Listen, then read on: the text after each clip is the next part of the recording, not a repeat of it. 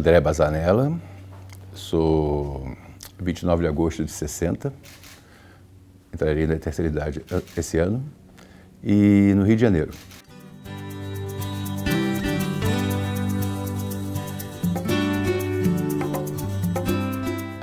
Tem muita história, aí eu estava até pensando nisso hoje. Meu pai é de Santa Catarina, minha mãe é carioca. Minha mãe é aquela carioca da gema, né? Ela é filha de um português com uma carioca, que por sua vez, essa carioca é filha de um português com um carioca, assim vai. Né? Então tem essa mistura. Meu pai é catarinense, de ascendência italiana, né? Do Tirol, na verdade, quando migraram eram austríacos ainda. E teve uma infância muito rural, a cidade é muito pequenininha, e minha mãe é cariocona, assim, da gema, né? Meu pai, ele veio para o Rio de Janeiro com 18 anos, ele formou-se em Economia e Sociologia. Depois ele foi ser professor da Universidade do Brasil, antiga, que hoje é FRJ. Minha mãe trabalhou nos Correios Telégrafos, depois acabou saindo porque teve 4 filhos, né? Eu sou o mais novo. Então chegou uma hora que não suportou mais a carreira e os filhos, né? Aí meu pai era funcionário do Banco do Brasil e professor da Federal, hoje Federal. Aí quando foi naquele movimento dos anos 60, 68, ele entendeu por bem sair da faculdade porque estava a situação de risco lá para os professores. Ele pensou em terminar afiliado e disse, eu vou sair fora antes que eu desapareça, como outros colegas tinham desaparecido. Aí minha mãe estava em casa, aí ficou no banco e tal, e é isso, quer dizer, uma vida bem classe média, assim, né? Aquela coisa.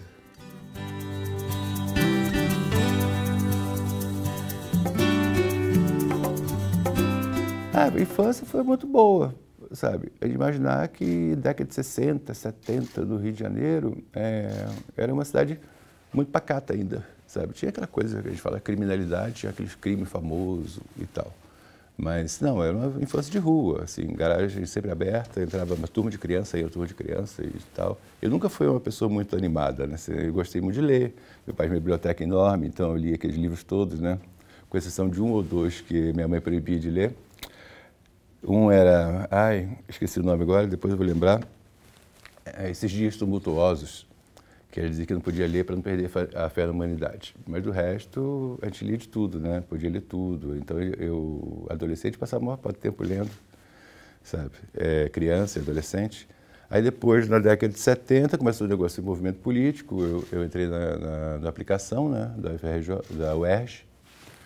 E aí comecei a me engajar com política, né? Fiz muita política na década de 70.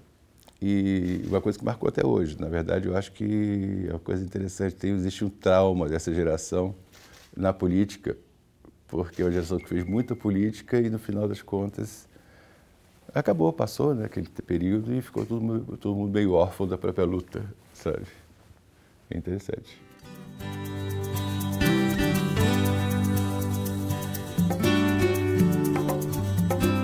Meus irmãos, tem um que é engenheiro eletrônico, um que é médico, uma que é psicóloga.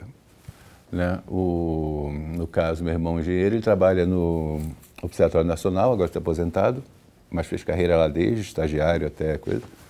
O meu irmão é médico anestesista e também agora se aposentou, mas continuou trabalhando, né? Se aposentou, acho que no município, sei lá, mas continuou atendendo equipe de coisa. E minha irmã é psicóloga, mas ele no Exército. Ela fez um concurso para o BNDES, aí passou e ficou trabalhando no RH do BNDES a vida toda. É uma família quase que de funcionário público, né, se pensar bem. Né? Só meu irmão médico que saiu um pouco, porque ele é do município, mas ele tem uma clínica não, ele trabalha com equipes particulares também, né? Então praticamente todo mundo é funcionário público, e eu inclusive.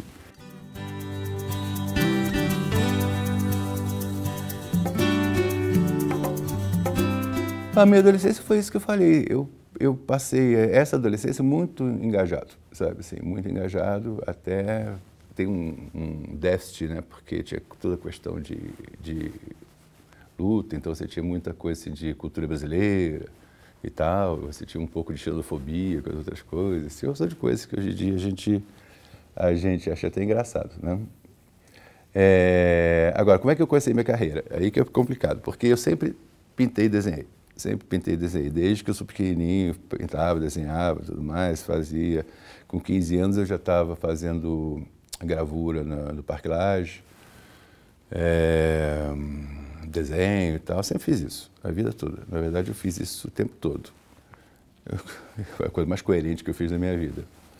Então, quando você desenha a vida toda, você tem que escolher alguma coisa. Eu queria fazer belas artes. Aí meu pai chegou, meu filho, belas artes não dá para fazer nada. O que eu vou fazer com o filho pintor? Aí faço pelo menos arquitetura. Aí eu resolvi, fiz arquitetura, passei para a Federal do Rio de Janeiro. Aí fiquei 1 ano e meio lá. Aí chegou um dia, eu olhei aquelas provas assim, topografia, não sei o quê, eu dobrei a prova, botei do bolso, fui para a secretaria, pedi transferência para Belas Artes. Só que eu tirei meio termo, eu fiz comunicação visual na época, né, que seria design gráfico, na era pré-computador, né?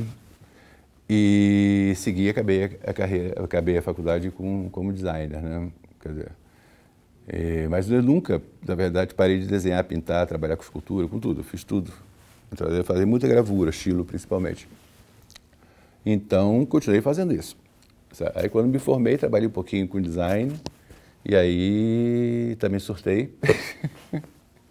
Surtei porque eu trabalhava no escritório que atendia basicamente o aeroporto internacional, então propaganda, de propaganda, propaganda, propaganda. Ele disse, não é para mim, eu vou pegar minhas coisas aqui e vou para a França. Aí fui para a França, aí fiquei 1 ano na França. Aí lá fiz curso de desenho, fiz a mesma coisa que eu continuei fazer, a mesma coisa que eu fazia. Aí depois fiquei 1 ano na França e fui para a Alemanha.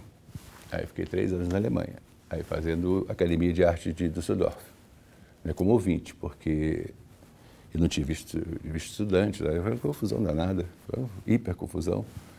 Aí depois desses anos eu voltei para cá, porque meu pai se acidentou, ele tinha um problema, ficou paraplégico, aí como todo mundo está muito enrolado, ele disse, bom, o pintor é que vai cuidar do pai, porque o pintor não tem problema de horário, não tem problema nada disso. Então voltei para cá.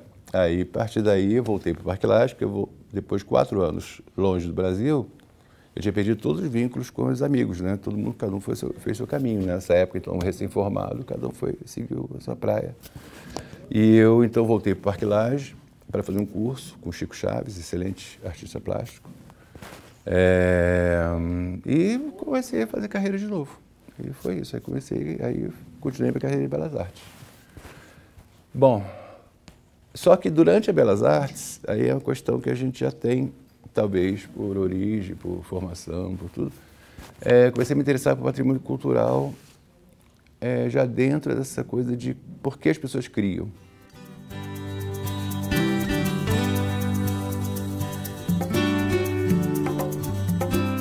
Pois é, surgiu por isso. Eu estava me perguntando, eu fazia arte, era engajado na política e fazia artes, e qual essa conexão?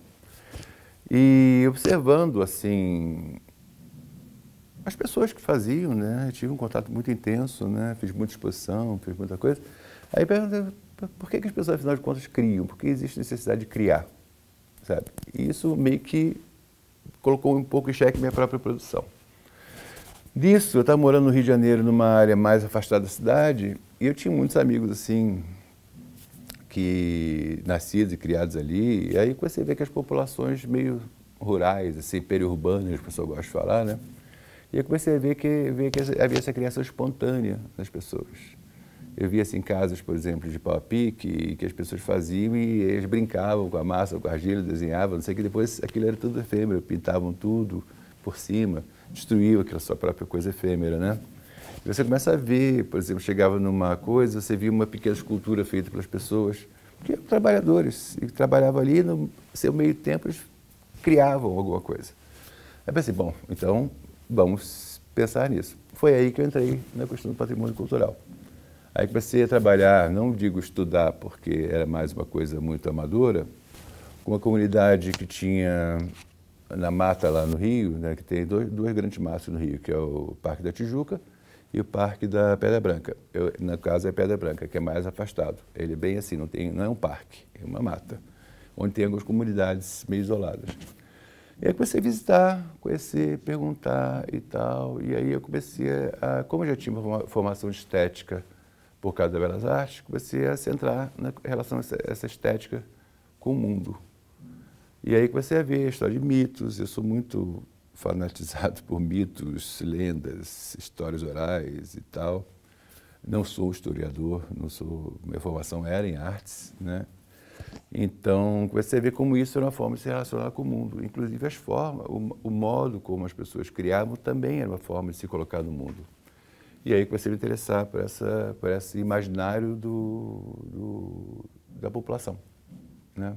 E aí começou a vir a história do que forma esse imaginário entre essas coisas do patrimônio cultural, né? Entre essas coisas do patrimônio cultural, que é a diferença de referência cultural e patrimônio cultural para mim.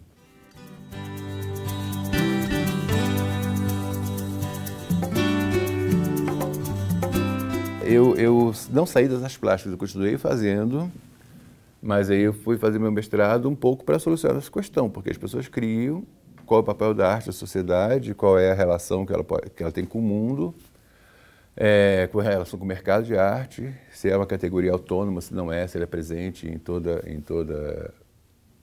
imaginação humana, né, que eu acho que todas as pessoas bem ou mal criam, né, ou importam criação de fora, mas elas têm que se representar de alguma forma. E a arte o mestrado foi isso, muito centrado no Oiticica, que é a questão de experiência sensorial com o mundo, que rendeu bastante, né? O mestrado antigamente eram 4 anos, então rendeu bastante, você faz 2 anos de crédito, 2 anos de dissertação, na época chamava-se tese ainda. Então, aí disso eu comecei a dar aula na Federal, de desenho, como professor substituto, né? Desenho, comecei a dar aula no UERJ, como cultura popular, né? E do Parque Lage, também como professor de desenho e criação, porque minha grande questão foi a criação. E daí surgiu meu doutorado. Meu doutorado meio que é uma continuação do mestrado, mas já com a bagagem dessa experiência do mito. Então, o meu doutorado, ele foi sobre, vamos dizer, territórios imaginários, assim, como as pessoas se relacionam com o território através das suas experiências. E como essas experiências traduzem imagens que, por sua vez, organizam o território e organizam a sensibilidade e, assim, desse ciclo das coisas. Por exemplo, trabalhar com encantamento.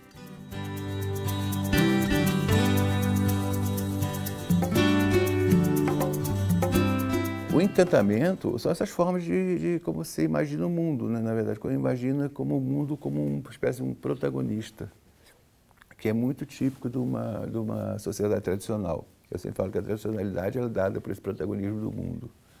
Enquanto que a gente tem uma cultura que se desenvolveu em termos da relação sujeito-objeto, numa sociedade tradicional é sujeito-sujeito, porque você não interfere no mundo.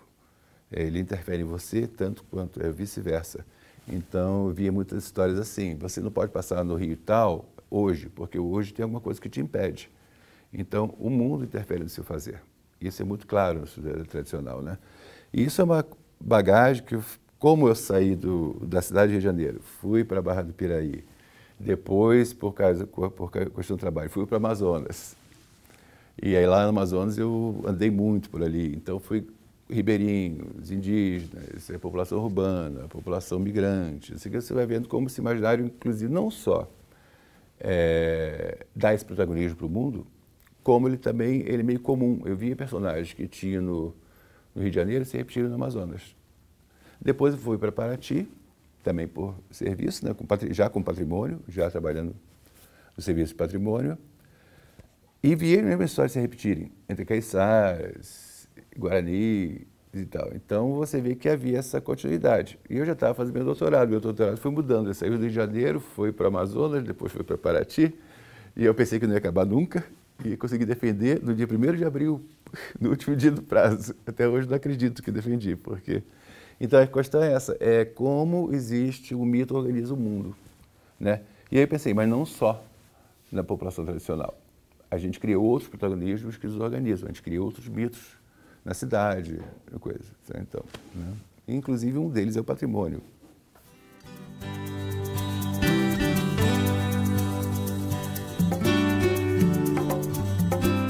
E tem a história do patrimônio cultural. Patrimônio cultural, normalmente, a gente é muito comum, né, a gente vê em muitos textos, atribuir patrimônio cultural à formação do Estado Nacional, né, a uma identidade nacional, que é uma questão de diferenciação entre nações do mundo. Então, você precisa ter a sua razão de se justificar enquanto nação, né? Para que justifique o território, justifique a sua diferença. Isso é muito comum. Eu gosto muito de falar do patrimônio, e aí são invenções que eu estou fazendo, tá? Como um processo resultante do desencantamento do mundo.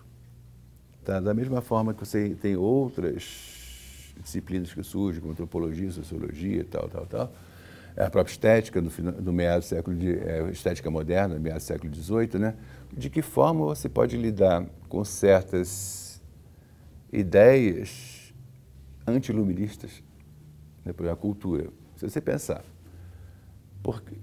você tem um projeto iluminista todo o século XVIII e você, XVII, XVIII, né, que tende a centrar no racionalismo, né, na individualidade e tal, mas que enfrenta obstáculos grandes. Então, o termo cultura, como a gente entende hoje, também surge nessa época. A cultura como uma maneira de pensar a racionalidade. A estética surge também como um campo daquilo que existe fora da racionalidade.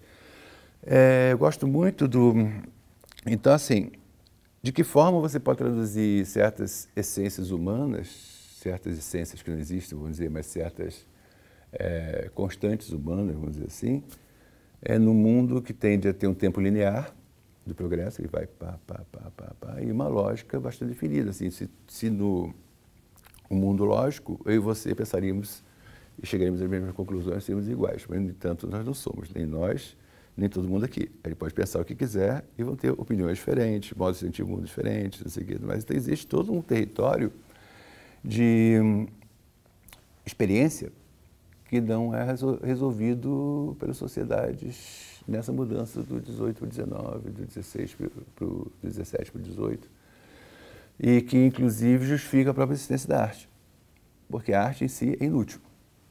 Mas não existe utilidade para a arte, né? A arte ela tem um papel de você pensar a própria passagem do tempo. Eu gosto de falar que a arte é como se fosse a matéria que é transformada em tempo, né? E o patrimônio é o tempo que é transformado em matéria. Tá? Então, essa relação, para mim, ficou bastante clara, sabe? Assim, a arte você pega tintas, telas, esculturas, tudo, e você transforma no testemunho de um ato, né, que vai se perpetuar no tempo. Então, na verdade, sempre é memória de alguma coisa que passou, de um devir que aconteceu de uma maneira que você não pode perceber, mas que está lá, embutido naquele gesto. O patrimônio é a ideia de tempo, transformar em uma coisa que sintetiza, que materializa, onde você pode perceber a passagem do tempo também. Só que é uma construção social.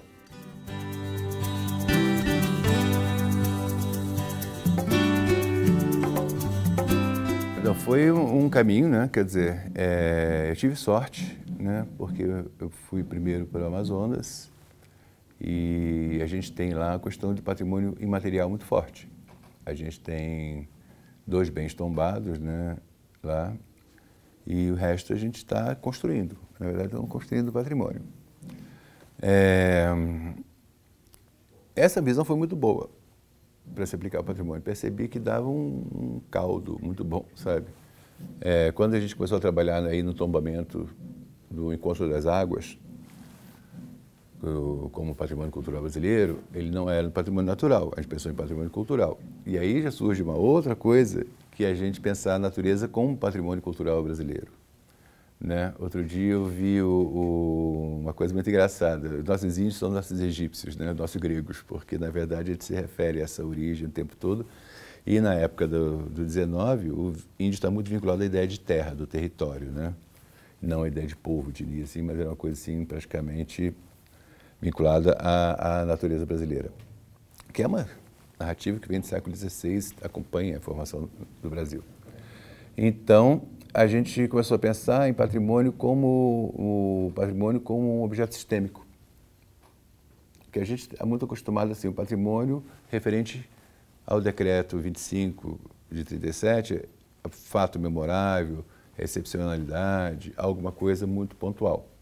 Sabe? E, na verdade, o patrimônio é um sistema. Ele não só é um sistema espacial, mas é um sistema temporal.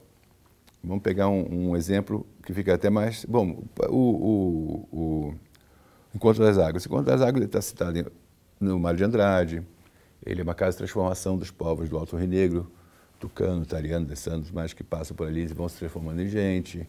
Ele é uma referência presente, por exemplo, no Teatro Amazonas. Teatro Amazonas, o Pano de Boca é uma referência ao encontro das águas. O chão da Praça São Sebastião, na frente ao teatro, é uma referência ao encontro das águas. O imaginário todo daquela população está centrado ali. E isso é ao longo do tempo. Em algum momento, o Encontro das Águas ele surge como uma representação dessa grandiosidade amazônica, tá? Dos dois maiores rios que formam o maior de rios de todos, que é o Amazonas. Isso meio que... Aí tem todas as lendas, tem a cobra grande, tem os animais fantásticos, tem todo um universo em torno do patrimônio, no caso, do sítio, no caso, que é dado pela vivência, pela existência, pela experiência ao longo dos anos. Ele não é uno. O patrimônio não se refere a algo, um valor específico. Isso é uma questão que a gente se depara muito. Qual o valor do patrimônio? Esse valor é construído constantemente. E construído também a partir do momento que ele se declara patrimônio. O que você faz? O que é um patrimônio? Eu pego aqui uma série de objetos. Eu destaco um. E digo, aquele é patrimônio. E por isso uma construção social. Pode ser uma obra barroca, pode ser uma obra moderna, como o Niemeyer, pode ser uma construção social. Mas eu destaco do espaço, digo, aquele patrimônio diferente dos outros, e destaco no tempo também. Aquilo lá representa uma temporalidade, representa algo que não deve ser esquecido para o futuro e que tem um fundamento no passado. Tá? Então, eu estou destacando aquele objeto. Né? Mas ele, a partir do momento que ele é destacado, ele passa como o mito a organizar o mundo em torno dele. Ele é a representação de uma época. Se eu chegar e disser assim, eu falo calça jeans, dei uma aula sobre calça jeans. Calça jeans é um patrimônio. Ela surge lá, o tecido, lá no século XVIII e tal, tem toda uma história em volta do tecido e que todo mundo usa, representando várias coisas, inclusive liberdade. A gente lembra da União Soviética como desejava calça jeans para contrabandear, porque era o símbolo dessa americanidade, desse individualismo, dessa liberdade. A calça rasgada dos anos 70, que hoje estou se vendendo pronta, antigamente a gente rasgava, não de propósito, o bom era que tu podia até rasgar sozinha, para mostrar que você era meio ripongo, tal. Tem toda uma série de linguagens que a calça jeans representa. Ele é um sistema simbólico, ela não é uma roupa. Tá? E ela não representa somente uma moda, ou o que seja. Ela é uma representação de um sistema bicentenário, já, né?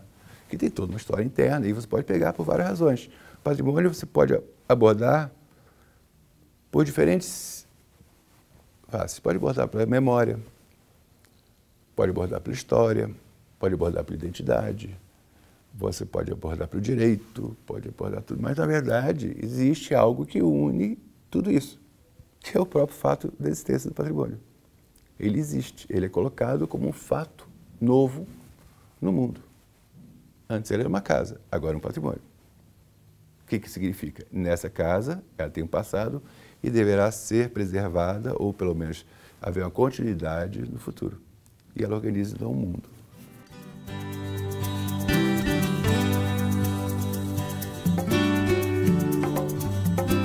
Eu vim para o Vale do Paraíba, eu estava em Paraty, e vim para o Vale do Paraíba para trabalhar esse projeto Casa do Patrimônio, que é um projeto do IPHAN que vem desde 2007, foi sistematizado em 2009, e é um projeto educativo. A Casa do Patrimônio tem uma relação, uma coisa interessante, que ela não pretende trabalhar só com patrimônio tombado, ou protegido, ou registrado. Ela pretende trabalhar a capilarização do patrimônio, esse patrimônio na sociedade, como as pessoas se relacionam com o mundo, né? Quer dizer, através de memórias, identidades, histórias e tal. Então, é um projeto que busca trazer essa ideia de pertencimento ao mundo para as pessoas que normalmente não se veem representadas, vamos dizer, na sua realidade. Que é uma coisa que a gente sofre muito no Brasil, porque é uma população que... As realidades são muito transformáveis, né? As cidades explodiram e ciclos, períodos econômicos vão sucedendo e as pessoas são muito errantes, né? Migram muito. Você chegar aqui no Vale, você vê como tem imigrantes, né? Uma população que a gente encontra o Brasil todo aqui dentro, né? São José, então, é um Brasil inteiro e o mundo, porque ainda tem os japoneses, os americanos, tem todo tipo de pessoa, né? O Brasil, aqui teve uma migração em São Paulo muito importante, né? De italianos, japoneses e tal, que também dá um outro caldo para essa realidade cultural, né? Então, a Casa do Patrimônio é, de certa forma, um desafio, porque o Vale é muito diverso. O Vale é extremamente diverso. Se pegar o Vale Histórico é uma coisa, aquelas pequenas cidades, Areias, São José do Barreiro, Bananal, e pegar para cá São José, mesmo Taubaté, são realidades muito diferentes, né? Muito diferentes. Mas, no entanto, o interessante do Vale é que, por exemplo, você chega em São José, aí você anda alguns quilômetros, você está numa zona rural, que é totalmente diferente, onde você vai ter um saci, por exemplo, que aqui você não vai ter, né? Vai pega em Taubaté, você andou 5 quilômetros, você está no registro, que é uma zona rural. Assim, é uma quebra muito grande, que você não vê muito. Você vê em alguns casos, mas normalmente as cidades elas se espraiam. Aqui as cidades eles têm uma realidade inserida em outra realidade, né?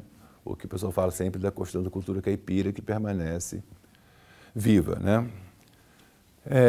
Então, a Casa do Patrimônio foi criada em São Luís de Paraitinga, por causa da proteção da cidade, por causa da enchente também, mas a gente se deparou com uma dificuldade muito grande, porque o Vale é muito complexo. Então, a gente pensou, vamos tentar descobrir outro modo de trabalhar, na medida que a gente tem poucos recursos, né? Estou sozinho no Vale dentro da minha instituição, então vamos tentar trabalhar em rede. E essa ideia de rede é uma coisa muito difícil, porque as pessoas não estão acostumadas a trabalhar em rede, sabe? Não é uma coisa que a cultura tradicional nossa dê, a gente não está centrado no meu fazer, no meu sucesso, na minha carreira, mas é uma coisa que você tem que partilhar. E nós começamos a organizar uma série de eventos, discutindo patrimônio. O mote foram os 80 anos do IPHAN. E aí comecei a me aproximar de várias instituições do Vale e formando uma pequena rede, que eu gostaria que estivesse andando muito melhor do que está, mas está funcionando. E foi assim que eu cheguei a São José, né?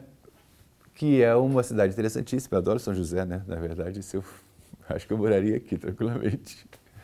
E a gente tem aproximação muito grande, teve uma aproximação muito grande, tem até hoje, são grandes parceiros para a Universidade do Vale do Paraíba, são enormes parceiros, através de Pró-Memória, assim, são fundamentais para a gente nesse trabalho.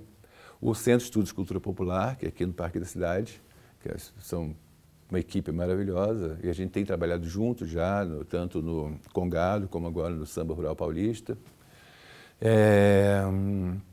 As pessoas mesmo que a gente começou a conhecer e os trabalhos que a gente começou a fazer aqui, né? Tem o Jongo também, tem uma série de coisas que nos trouxeram para cá, né? Então a gente centrou nossa atuação muito nessa cidade, Taubaté, São José, Paraibuna, que é aqui do lado, né? São Bento do Sapucaí, que no caso de Taubaté é aquela outra linha, e tentando formar essa rede de apoio mútuo das organizações culturais. Porque a gente percebia que muitas vezes eu tinha um trabalho, por exemplo, em São José, e tinha um trabalho, por exemplo, em Monteiro Lobato, e um trabalho em Taubaté, que se repetiam. E a gente tem pouco recurso, pouco pessoal, pouco tudo, e isso é impossível, né? E você não aproveita a pesquisa do outro e tal, você tem que começar a trabalhar nessa sinergia para poder ter melhores resultados com os poucos recursos que você tem. Então começou essa ideia de rede tem funcionado, mais ou menos, né? A gente vai fazer o nosso primeiro evento agora em abril desse ano, né? Já temos vários eventos, temos 11 já, mas a gente vai fazer o primeiro desse ano agora em abril, aqui em São José. Porque, como eu falei, São José acabou centralizando muito por causa dessa relação da gente com o CSP e com a Univap. A outra relação forte que a gente tem com a Unital, com a Fundação Cultural de Benedito Siqueira e Silva, lá de Paraibuna, o pessoal do MUMAM, Museu da Mantiqueira de São Bento, o pessoal da Prefeitura de Pinda, então foi formando essa coisa, né? Mas a gente tem centralizado muito aqui. A gente fez alguns eventos aqui já, muito bons, inclusive. Eu sempre participo dos eventos aqui em São José que tem de cultura, até porque a gente está enfrenhado nisso. A gente tem trabalhado muito também junto, ou tentando apoiar nos nossos poucos recursos, aqui no Vicentino Aranha, o Centro de Referência da Música do Vale do Paraíba, né? Centro de Documentação da Música do Vale do Paraíba, não me lembro porque é um nome tão comprido. que a Raquel Aranha tem tentado tocar. E nos interessa muito, a gente tem que contribuir com sugestões, com tudo, para que a gente possa aperfeiçoar o trabalho, né? Então é isso, a minha relação com o Vale ficou muito forte, né? E tem umas demandas, obviamente, que a gente tem institucionais, e agora trabalhar no litoral também, né? Inclusive falei, a gente teve há pouco tempo, duas semanas fora, uma semana em Guarujá, uma semana em Bertioga, trabalhando no projeto de fortificações para patrimônio mundial. Então, de vez em quando, a gente tem que dar uma afastada, sabe? A gente sai, mas volta sempre aqui.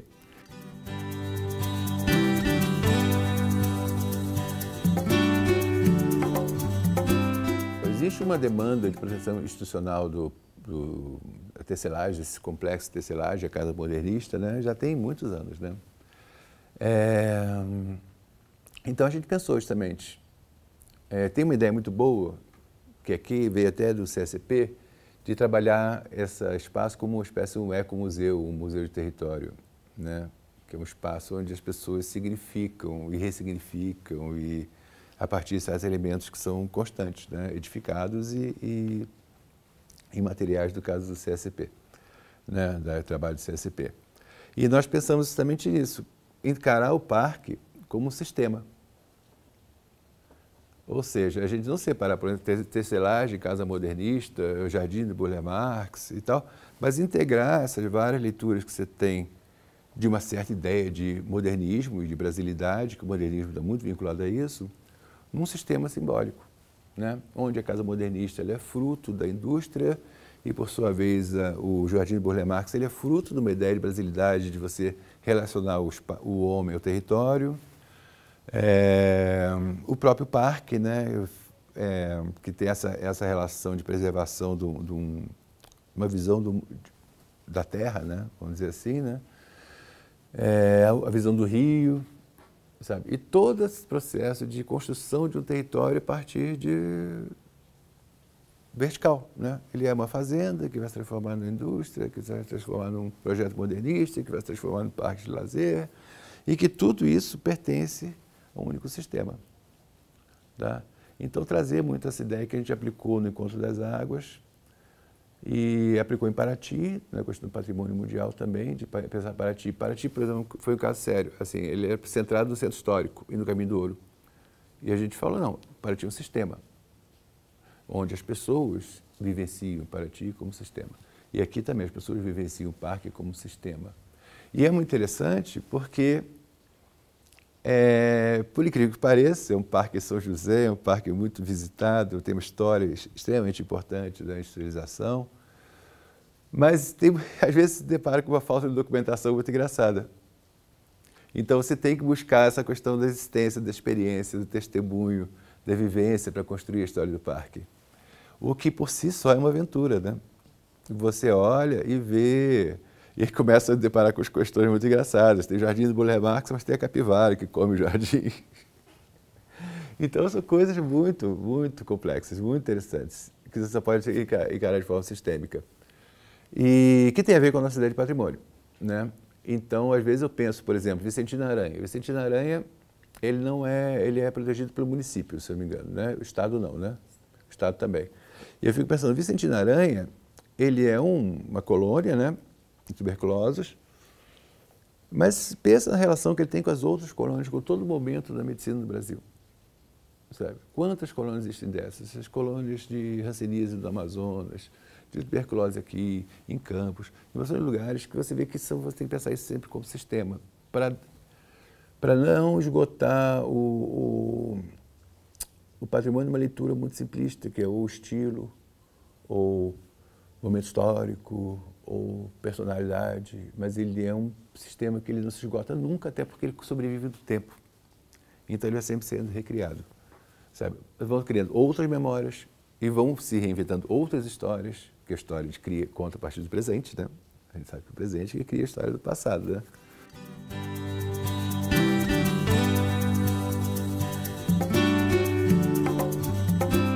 Eu falo assim, no caso aqui interessante do Vale do Paraíba, muito associado a essa ideia do café, e a gente tem as fazendas vinculadas a esse ciclo do café, esse período do café. os barões e tal, os casarões assim, que a gente tem e tal. E a gente olhar o casarão ou a fazenda como um sistema, porque ela não é só o barão e não é só o período do café. A fazenda é construída, e eu falo assim, tem um gesto arcaico ali, né? Você tem quem fez, quem morou, e ela tem em si também a sua própria ausência. Eu acho patrimônio bonito, porque ele implica a própria ausência. Antes não existia fazenda, antes não existia território. Então aquele território faz parte da construção da fazenda, ela não surge do nada, sabe? E ela é um elemento que vem do território, que constitui um novo território, e é extremamente vivida. A gente pensa do Barão, mas esquece que aquilo era um mundo, uma cidade, né? E a cidade já está representada, sabe, em todo lugar, nas marcas que se deixou, nas pedras pisadas do cais, como dizia a música do João Bosco, né, de Blanc, né, monumento ao Almirante Negro, né? Aquelas pedras, aquela passagem, aquele fazer, está todo ali marcado, tá?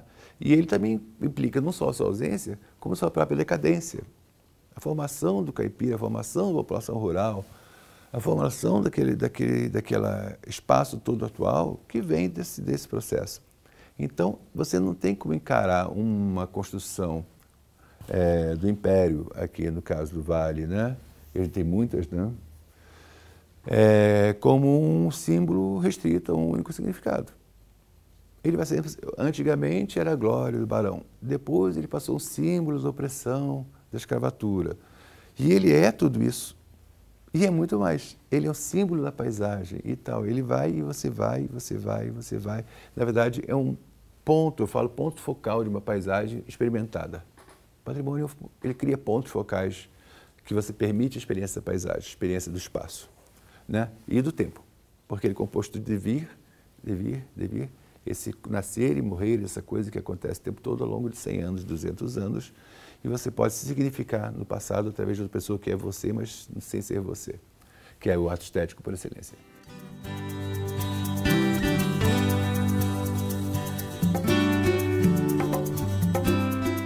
Sobre essa questão da cidade sem memória, eu não falo especificamente só de São José, porque São José fala-se disso, né? Mas fala-se de Taubaté também, fala-se do Rio de Janeiro, fala-se de São Paulo, fala-se uma questão da cidade brasileira de ser um espaço em transformação.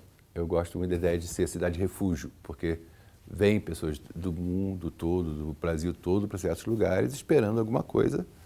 Então a cidade se torna refúgios, ela se torna não espaços, né? O que dá às pessoas essa ideia de que elas não têm memória, de que a cidade não tem memória.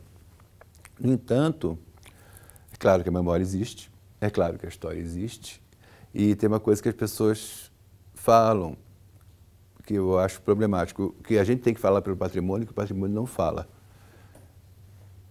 Mas não, ao contrário, o patrimônio fala, a gente que não escuta. Então, o que acontece? São José é uma miríade de memórias, né? Isso aí, eu poderia citar uma série de trabalhos que se fazem aqui em São José, que se resgatam memórias estrangeiras, memórias locais, memórias de períodos como da parte da tuberculose, da parte da indústria, não sei o quê. O problema é que normalmente a gente não vê a memória. A gente projeta valores. Por exemplo, como se a gente fosse dizer o progresso, a vocação de São José é o progresso, a indústria, não sei o quê, como se isso apagasse o resto. Mas, na verdade, isso está vinculado àquilo. Está vinculado à migração, está vinculado também à destruição de espaços e à criação de novos espaços. É você parar e olhar o mundo. Eu acho que o patrimônio tem a grande lição, e, na verdade, a grande função que ele tem é você olhar o mundo. É uma educação para o olhar. É você aprender onde você está. Eu sempre falo que tem duas coisas que formam um lugar, que é o ambiente, no caso do Brasil, o meio ambiente como cultura, que você está no Brasil, portanto, e o patrimônio, que é quem você é. Mas quem é você assim? O patrimônio não diz quem você é, ele te faz olhar. E se você olha, você percebe o espaço e você é alguém. Porque você só é alguém em relação a um outro. O patrimônio te dá um outro. Porque na vida cotidiana as coisas passam e seguem e você não percebe o outro. O patrimônio te coloca frente ao espaço. Então São José precisaria exatamente isso. Como todas as cidades brasileiras, cidades de refúgio, olhar para si mesmo, olhar para o espaço, olhar para a sua verticalidade. Você se entender com o aldeamento, que vai se transformar numa cidade, que vai se transformar numa vila, tem as fases sucessivas, tal, e que isso tudo constitui o espaço. O espaço tem uma frase do Boaventura Santos que eu gosto muito, que eu sempre cito, a gente precisa esticar o presente. A gente precisa aumentar a percepção do presente. Porque a gente pensa no presente como a fugacidade entre o passado e o futuro, né? E, portanto, sempre transformando. Se pensar no Brasil, ele está sempre transformando. Tem um prédio aqui, também tem outro, não sei o quê, tem a pessoa... Não, na verdade, tem que expandir o presente. Porque a expansão do presente é que te permite olhar. Então, a gente tem que parar e valorizar o patrimônio como isso, como expansão do presente. Sabe? Entender o patrimônio como uma forma de estar no mundo. Né? Aí volta um pouco aquela coisa da fenomenologia, né? Você estar no mundo. Você é quando você está. Né? Você tem que estar para ser alguma coisa. Você não pode ser um ser em constante mutação. E ele tem esse defeito de entender o tempo como progresso contínuo. Sabe? Olha, o progresso contínuo te impede de ser alguma coisa. Né? Você passa a trabalhar os meios, né, que existem e não os sentidos. Né? Então, vamos melhorar o tráfego? Tem que fazer uma nova avenida. É um meio de melhorar o tráfego. Mas qual o sentido daquela avenida realmente dentro do espaço da cidade, com a história, com tudo mais, aquele negócio? Pensar onde você está.